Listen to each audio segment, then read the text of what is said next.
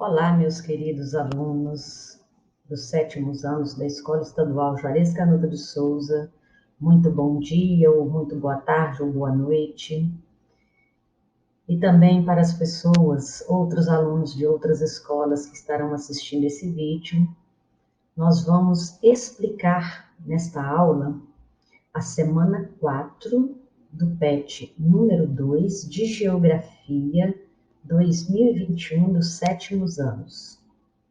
Mas antes da gente continuar aqui, eu vou pedir a você que está vendo esse vídeo agora, tá? Se inscreva lá no canal, né? Ative as notificações para que você possa receber em primeira mão os próximos vídeos que a gente vai gravar, beleza?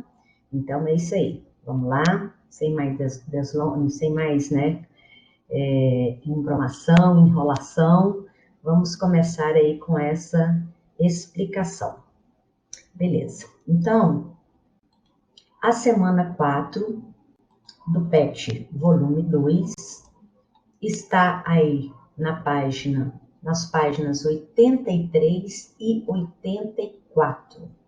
E nós vamos falar sobre a distribuição da população brasileira pelo território. Então, nós vamos continuar falando sobre a população brasileira, né? Na aula passada, a gente falou sobre, né, essa população, só que em termos numéricos, né? Quantos habitantes, nós falamos de taxa de natalidade, de taxa de mortalidade, e hoje nós vamos falar sobre como que essa população distribui pelo território brasileiro e outros assuntos também. Então, vocês vão observar que o texto que está aqui é o mesmo texto que está lá no PET, mas eu dei uma melhorada colocando algumas imagens para facilitar a compreensão de vocês, beleza? Então, vamos lá. A população brasileira não está distribuída de forma homogênea pelo território. O que isso significa? Isso significa que os 210 milhões de habitantes que tem no Brasil hoje, tá? Eles estão concentrados em uma parte do território. A maioria dessa população está concentrada em uma parte do território. Tá? Qual que é essa parte? É mais à direita aqui do mapa, vocês podem observar à direita do mapa que as cores, né, informadas pela legenda são cores mais escuras, indicando que há uma maior concentração desta população mais próximo do litoral, quer dizer, mais próximo do oceano, e em torno também das capitais dos estados brasileiros, né? Por exemplo, São Paulo, Belo Horizonte, né? Onde tem uma maior quantidade de pessoas. Muito bem. A concentração nessas áreas tem relação com a colonização e com as atividades econômicas que se desenvolveram ao longo dos séculos. Então, veja bem, as pessoas se concentram mais onde tem melhores condições de vida, as maiores oportunidades de trabalho. Então, ao longo da colonização brasileira, o litoral brasileiro, né, a costa leste, mais próximo do oceano, sempre foi alvo de migrações. Por quê? Porque as principais atividades econômicas se desenvolveram ali. Então, as pessoas migram para onde o emprego migra. Então, automaticamente, a maior quantidade de pessoas, né, em território brasileiro está concentrado nessas áreas. Além das atividades econômicas, o tamanho do território, as políticas de ocupação, as condições naturais, entre outros fatores, influenciaram a distribuição espacial da população.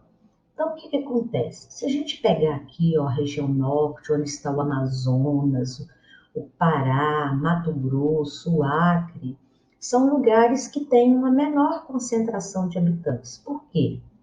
Porque tem outros fatores que dificultam a ocupação nessas áreas. Por exemplo, né, a presença da floresta amazônica. Né, embora ela seja essencial e é fundamental que ela continue de pé, tá? Esse fator natural ele dificulta essa ocupação dessa área. Muito bem, então vamos dar a sequência. Agora vamos falar como é que é essa relação entre a distribuição da população e o nosso território. Então veja bem, a relação entre a população absoluta, que é o total de habitantes que tem no lugar, e o tamanho do território que esse lugar tem, recebe o nome de densidade demográfica. Então, pega esse quadrinho que está aí em lilás, que nós temos o cálculo matemático de como que faz isso. Então, o cálculo matemático, como é que é? Então, como é que eu faço para descobrir a densidade demográfica? Então, lá em cima tá assim, ó, densidade demográfica é igual a total de habitantes dividido pela área. Então, pega o número absoluto, a quantidade de habitantes, e divide pelo tamanho daquele território. Exemplo, um determinado lugar tem 1 milhão de habitantes, tá? População absoluta, e tem 300 mil quilômetros quadrados, que é a área, né? Então, como é que eu vou descobrir essa densidade demográfica?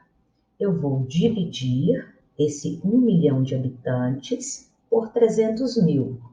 Quando eu faço essa divisão de 1 milhão de habitantes por 300 mil, eu vou encontrar essa resposta que está à esquerda dessa divisão aí, ó.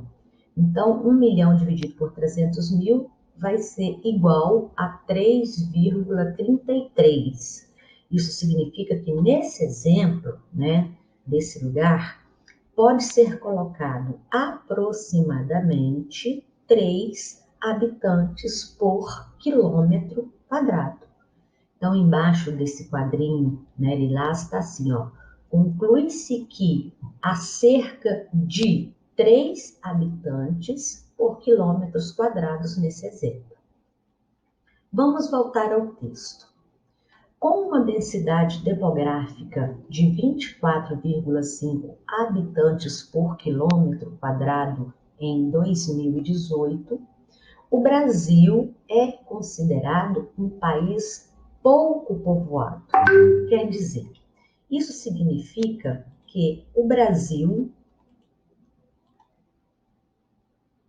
isso significa dizer, desculpem gente, isso significa dizer que o Brasil é um país com um território muito grande, muito grande, tem mais ou menos 8 milhões de quilômetros quadrados, e esse território não é todo ocupado, por quê?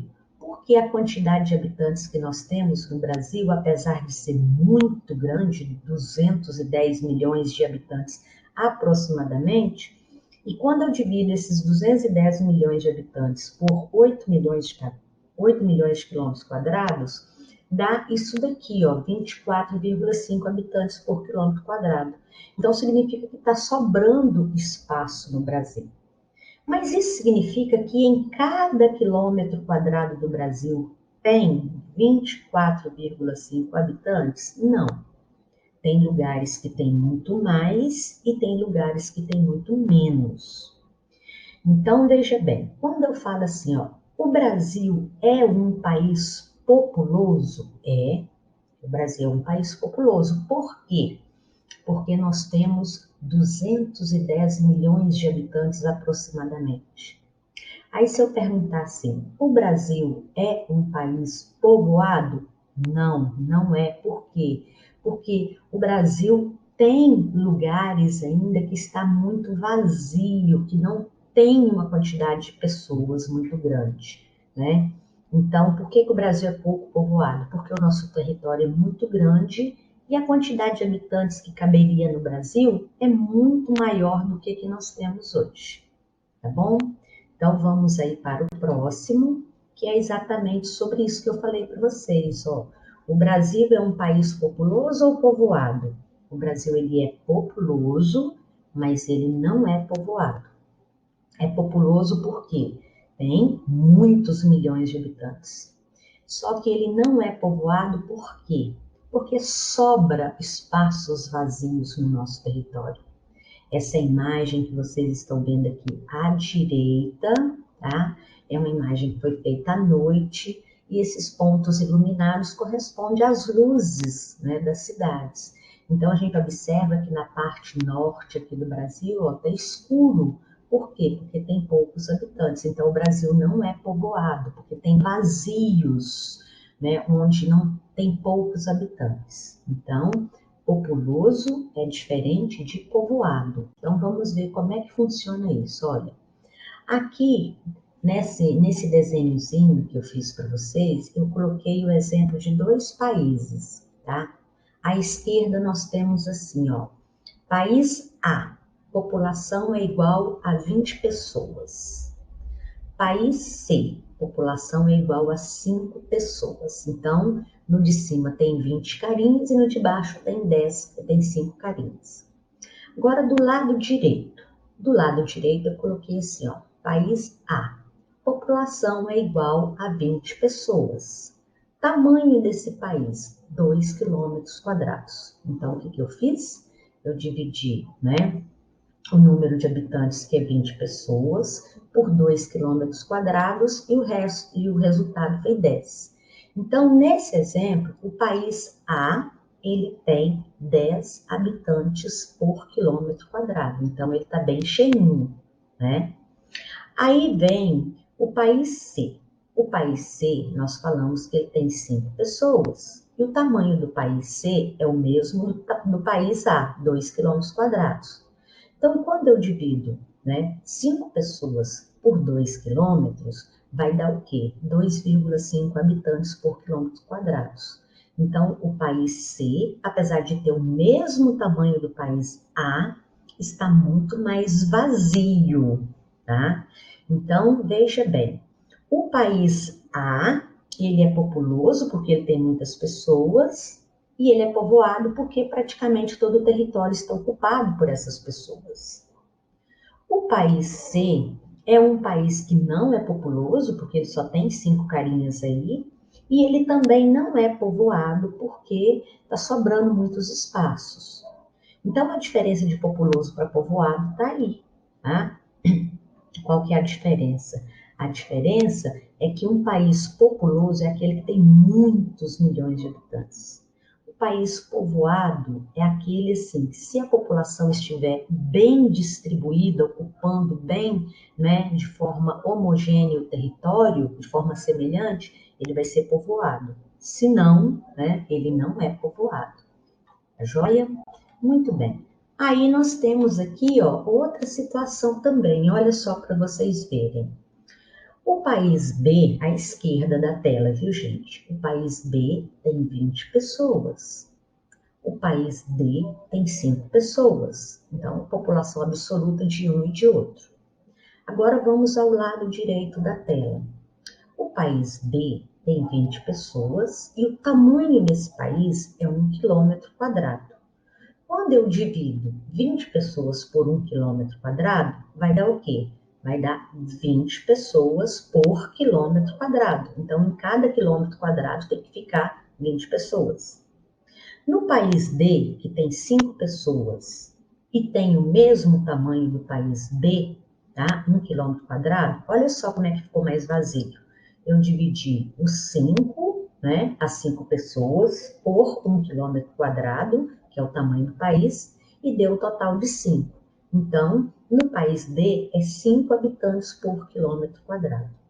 Então, a diferença é a seguinte, o país B, ele é povoado, tá? Porque está ocupando todos os espaços aí, tá? E o país D, ele não é povoado, porque está sobrando muitos espaços. Então, ó, diferença de populoso para povoado para nós fecharmos. Populoso é o número de habitantes, né? Total de habitantes que tem um país. E se for muitos milhões, é populoso, tá? Agora, povoado tem a ver com a distribuição da população pelo território. Se essa distribuição fosse homogênea, semelhante, né, todos os lugares ocupados, é povoado. Se não, não é. Então, recapitulando, o Brasil ele é populoso, sim, mas ele não é povoado porque a população é mal distribuída pelo território. Beleza? Vamos ao próximo. Nesse próximo, nós temos aqui, ó, uma informação que fala assim, ó, no canto à esquerda da tela, tem um quadradinho assim, pretinho, que fala assim, ó, habitantes por quilômetro quadrado. Brasil, 23,6, tá? Então, o certo seria que em cada 1 quilômetro quadrado do Brasil tivesse 23,6 pessoas, mas isso não é real, tá? Por quê? A gente pega aí São Paulo, olha só, vamos pegar as informações de São Paulo, né? São Paulo tem muitos habitantes por quilômetro quadrado. Agora vamos pegar por regiões do Brasil, olha só. Você pega a região norte, onde tem o Amazonas, o Pará, e de acordo com a informação desse mapa, olha só o quadradinho da região norte. É 4,4 habitantes por quilômetro quadrado. Você pega a região Nordeste, onde está Bahia, onde está Sergipe, onde está, né, Pernambuco, aí essa densidade demográfica é de 35,9 habitantes por quilômetro quadrado. Você pega a região Sudeste, onde está São Paulo, Rio de Janeiro, Minas Gerais e Espírito Santo, olha só a montoeira de gente em cada quilômetro quadrado, que esse quadradinho representa 1 quilômetro quadrado. A região Sudeste é 91,4 habitantes por quilômetro quadrado. Aí você pega a região Sul, em cada quilômetro quadrado lá é 49,9 habitantes, né? Aí você pega a região Centro-Oeste, são 9,3 habitantes por quilômetro quadrado. Então a população brasileira é muito mal distribuída, por isso que o nosso país não é povoado. Tá joia? A próxima, nós vamos falar agora de um outro assunto relacionado com essa população, dentro do mesmo texto do PET. O Brasil também é conhecido como um dos países com as maiores desigualdades sociais. Essas desigualdades manifestam-se nas diferenças de renda entre as pessoas e no acesso à moradia, aos bens de consumo e aos serviços, como água tratada, coleta de lixo, atendimento médico, educação, entre outros. Então, o que a gente observa? Nessa fotografia à esquerda, na parte superior, nós temos as desigualdades relacionadas com a moradia. Se você olhar no fundo da tela, nós temos lá um conjunto de prédios de luxo, onde a população tem uma renda elevada, tem acesso a médico, à saúde, à educação, né, à água tratada, à rede de esgoto. Aí você vem para a parte de baixo dessa mesma fotografia que tem os prédios, você vê uma área assim muito carente, muito pobre, que não tem nada disso daí, né? Então isso é desigualdade social, tá? Ainda do lado esquerdo da imagem, a segunda figura está mostrando o quê? Uma área carente de serviços, como, por exemplo, água tratada, coleta de lixo, eles não têm isso. Isso mostra a desigualdade social no Brasil.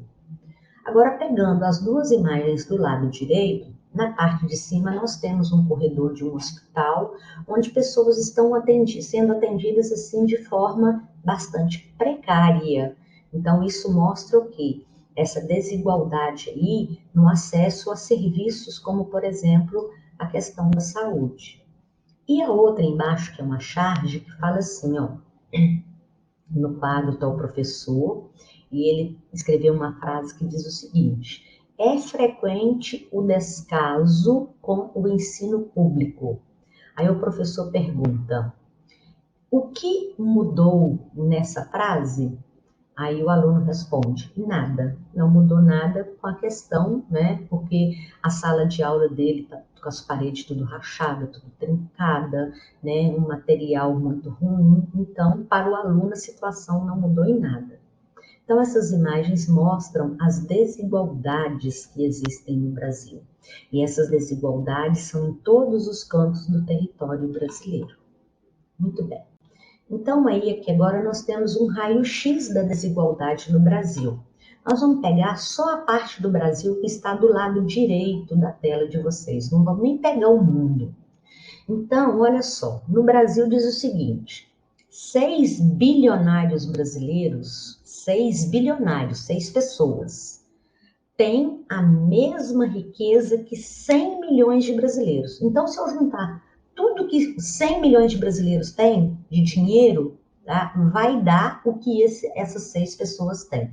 Então, no Brasil, nós temos muita concentração de riqueza, que concentra nas mãos de poucas pessoas, tá? Então, aqui embaixo, né, embaixo desses 100 milhões, tem o nome das pessoas, né, dessas 6 pessoas aí, bilionárias no Brasil. Ainda sobre o Brasil, fala assim, ó, que 5%, né, mais rico do Brasil tem o mesmo do que os outros 95%. Né?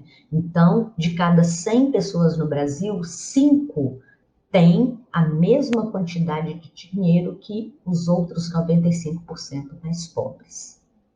Outra situação que ilustra a desigualdade no Brasil. Olha só, embaixo do mapa. Um trabalhador que recebe salário mínimo no Brasil hoje precisa trabalhar 19 anos sem gastar nada para ganhar o que o 0,1% mais rico ganha por mês. Então, aquela pessoa mais pobre precisa trabalhar 19 anos da vida dele ganhando um salário mínimo sem gastar R$ 1 para conseguir juntar o que uma pessoa muito rica no Brasil consegue durante um mês, tá? Então, veja bem, de acordo com o IBGE, 44,5 milhões de pessoas no Brasil têm rendimento mensal menor do que o salário mínimo. Então, assim, é uma desigualdade muito grande, tá? E ela está bem perto de nós.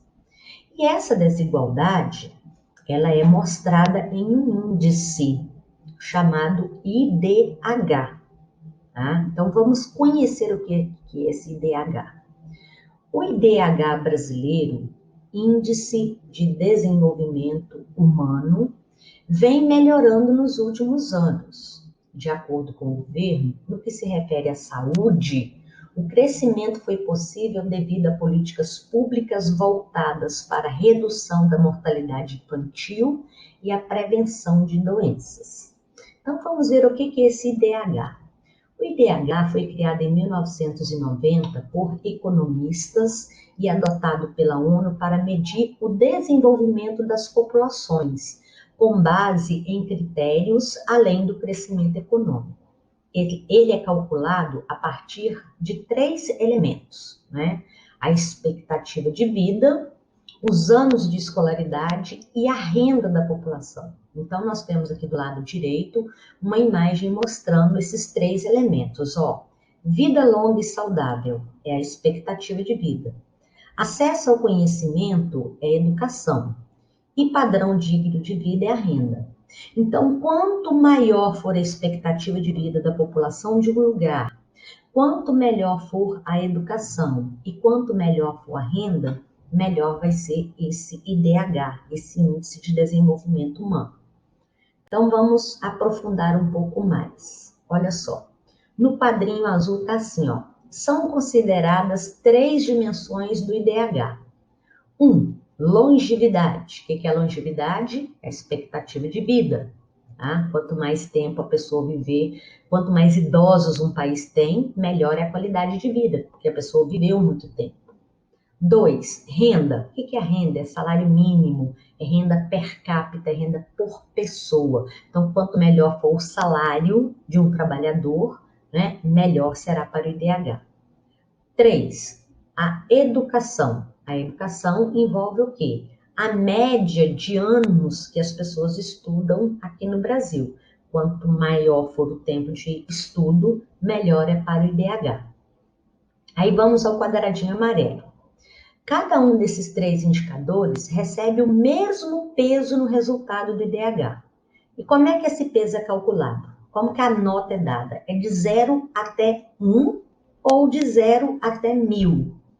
Quanto mais próximo do 0, menos desenvolvido.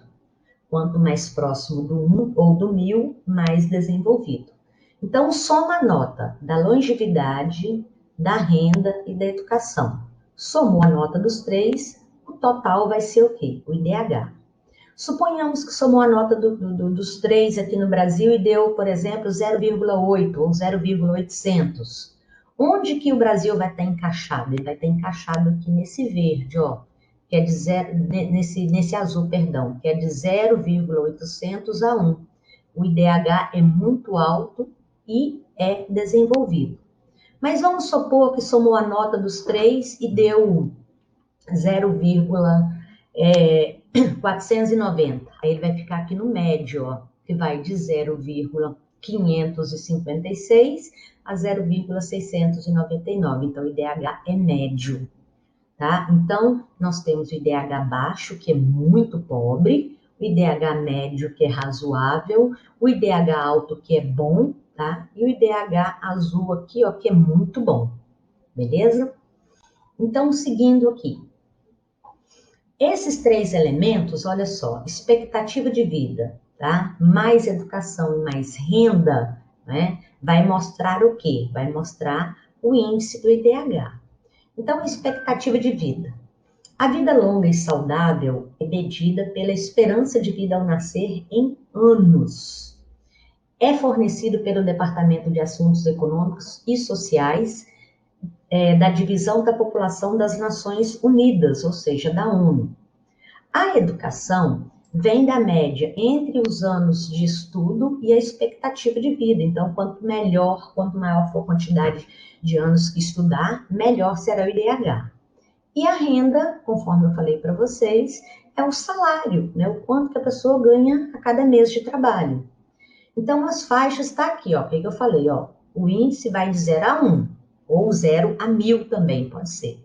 Quanto mais próximo do 1 ou do 1000, mais alto é o desenvolvimento. Então, ó, o baixo vai de 0 até 0,549, o médio de 0,550 a 0,699, o alto do 0,700 ao 0,799 e o muito alto do 0,800 até 1000. O Brasil hoje se encaixa nesse aqui do alto, apesar de todos os problemas relacionados com a concentração de renda, mas tem perdido a classificação para muitos países que são considerados inferiores ao Brasil, tá? Então, tá aqui, ó, classificação do IDH. Então, nós temos aqueles aqui em vermelho, né, que é baixo, são países muito pobres, tá? Então, nós temos exemplos aqui de países africanos, o Chad, Moçambique, Burundi, Níger, Congo, né? O IDH deles está o quê? Abaixo de 0,499, que é o índice baixo. Aí depois nós temos o que tem o índice médio, né? Então aí nós temos a Jordânia, a Argélia, a República Dominicana, Samoa. No médio nós temos aqueles países que ficaram entre 0,500 e 0,699, né? O elevado ou alto, tá? Inclui países como Uruguai, Palau, Romênia, Cuba, Brasil, né, que está aqui em azul, elevado ou alto, que está entre 0,700 e 0,899. E o muito alto ou muito elevado, que está no azul escuro, ó, tem a Noruega, Austrália, Holanda, Estados Unidos, Nova Zelândia, que são países muito ricos. O IDH deles está acima de 0,900. Isso significa que educação, saúde e renda per capita nesses países que estão em azul escuro são excelentes, tá? Então, vamos ver agora aqui, ó, a questão da renda, né? O nosso país, o problema do nosso país, do nosso IDH, né, garra na renda, porque às vezes a educação tem um número muito bom, tá? A saúde, a expectativa de vida tem um número muito bom, mas aí quando chega na renda, esse número despenca. Aí, resultado, somando os três, a renda puxa o IDH do Brasil para baixo, tá? Então, olha só, quanto ao critério renda, de acordo com o Programa das Nações Unidas para o Desenvolvimento, os investimentos em programas sociais ajudaram a frear o crescimento da pobreza. Entretanto, nosso país ocupa a 69ª posição mundial, de acordo com o levantamento de 2017. Então, como a renda no Brasil é uma renda baixa, tem vários programas sociais que ajudam a população mais carente. Um deles é o que vocês conhecem, né, que é o Bolsa Família, mas além do Bolsa Família tem aquele FIES, que é um programa de financiamento de estudos né, para universitários, tem o ProUni, tem aquele lá Minha Casa Minha Vida, tem o Bolsa Escola, que vocês, né, muitos de vocês têm lá na escola, e mais recentemente com a pandemia aí, o ano passado, esse ano, nós tivemos aí o chamado auxílio emergencial. Então, tudo isso aí são o quê? São programas sociais para ajudar na melhoria da renda da população, tá? Muito bem. Então, seguindo aí, aqui nós temos um gráfico que mostra a evolução do IDH no Brasil, ó, de 1990 até 2019. Então, veja bem, se eu pegar em 1990, era 0,613. Então, o Brasil ele estava no IDH médio. Aí depois ele pulou para o 0,685 em 2000, continuou no IDH médio. Em 2010, ele saltou para 0,727, né? Aí ele já salta para o IDH alto e continua nesse IDH alto até hoje. Quer dizer, se eu pegar de 1990 até 2010, o IDH do Brasil cresceu muito mais do que de 2010 até 2019. Aliás, de 2014 a 2019, o crescimento aqui foi mínimo, muito pouco, né? Era para ter seguido esse ritmo aqui de crescimento, ó, uma linha um pouco mais acentuada, tá? Aí aqui a gente tem o IDH dos países da América do Sul. Olha só o Brasil. O Brasil ele está atrás, por exemplo, da Colômbia, do Peru, né, do Chile. Então os melhores IDHs aqui, ó, estão em outros países. O Brasil está aqui, ó, 0,765, está atrás da Colômbia, do Chile, do Peru, né? O que é bem preocupante, tá? Bom, uma outra coisa relacionada com a população brasileira é a população economicamente ativa. Nós vamos falar dela agora. A população economicamente ativa, né, diz respeito às pessoas que exercem alguma atividade remunerada nos diferentes setores da economia de um país. Também representa a população que se encontra temporariamente desempregada e que está em busca de emprego. Segundo o PNAD, Pesquisa Nacional por Amostra de Domicílio, de 2017, a população economicamente ativa no Brasil é de aproximadamente 91,4 milhões de pessoas. Então, o que é a população economicamente ativa? São aquelas pessoas que trabalham, que estão em idade de trabalhar, e aquelas pessoas que estão desempregadas, mas à procura de trabalho. E, normalmente, onde as pessoas procuram trabalho? Em um desses três setores aqui, ó. Setor primário, secundário e terciário. As pessoas que trabalham no setor primário, elas trabalham ou com a agricultura ou com a pecuária, tá? Ou ainda com extrativismo, que é retirar da natureza alguma coisa que ela possa comercializar. O setor secundário são aquelas pessoas que trabalham, por exemplo, na indústria ou na construção civil. E o setor terciário são aquelas pessoas que trabalham ou com comércio ou com prestação de serviços, que é o setor que mais emprega atualmente aí no Brasil, tá? Então tá aqui, ó, um resuminho de novo da população economicamente ativa, tá? Então, são aquelas pessoas que exercem atividade remunerada, tá? Então, quem faz parte dela? Todas as pessoas que estão trabalhando ou aquelas pessoas que estão desempregadas, mas que estão à procura de emprego. E quem é que não faz parte da população economicamente ativa, PEA? Quem não faz parte dela? As crianças, as donas de casa, os aposentados, os idosos, tá? Por que aposentado aqui está diferente de idoso? Porque tem gente que é aposentado e não é idoso, né? Aposentado por um outro problema. Então, crianças, donas de casa, aposentados, idosos, não faz parte da população economicamente ativa, tá? Eles fazem parte de quê? Da população economicamente inativa, aquela que não trabalha. Ela é conhecida como a sigla PEI, né? Então, PA, população economicamente ativa, PEI, população economicamente inativa. Joia? Então tá aí, ó, os setores da economia. Primário, é o estágio no qual ocorre a produção a partir dos recursos naturais existentes para exploração.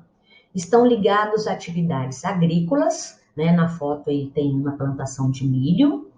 Mineração, na foto tem aí uma área de pedreira, né? Explorando aí minério. Pesca, na foto tem aí um barco pesqueiro. Pecuária, na foto tem um pasto aí com gado. Extrativismo, na foto tem umas mulheres aí extraindo látex, né? E a silvicultura. Silvicultura, nós conhecemos aqui como plantação de florestas, por exemplo. Quem planta eucalipto para vender, né? Está praticando o quê? A chamada silvicultura, que é a plantação de florestas para comercializar, né? Então, isso aí é a silvicultura. Então, todas as pessoas que trabalham com isso estão no setor primário, tá? Setor secundário. O setor secundário da economia agrupa as atividades econômicas encarregadas da transformação de recursos extraídos do meio natural em produtos. Tá? As atividades essenciais do setor são as indústrias e a construção civil. Então, do lado na foto, nós temos aí um fragmento de uma foto da Usiminas, que é uma indústria que transforma minério de ferro em aço. Essas bobinas que vocês estão vendo aí é aço. Então, quem trabalha em indústria, como a Usiminas, trabalha no setor secundário. Aí, do lado direito da foto, tem um prédio sendo construído. Isso é a construção civil. Então, as pessoas que trabalham na construção civil também estão no setor secundário, tá? E aí vem, por último, o setor terciário, que é o setor também chamado de setor de serviços. É o ramo da economia que envolve as atividades de prestação de serviços e comércio. Então, se alguém da sua família trabalha no comércio de qualquer natureza, loja, padaria, supermercado, tá? Está no setor terciário. Agora, se alguém da sua família é dentista, é engenheiro, é advogado, é professor, né? É faxineira, tá? É bombeiro hidráulico. Então, são o quê? Prestadores de serviço, prestam algum tipo de serviço. Eletricista, então, ele também está no setor terciário. Tá joia? Muito bem. Então, agora nós vamos assistir juntos 2 vídeos. Cada um deles tem 5 minutinhos, né? Eu vou assistir daqui junto com vocês, beleza? Então, o primeiro vídeo é sobre setores econômicos e o segundo é sobre população economicamente ativa, PEA. Joia? Então, vamos lá.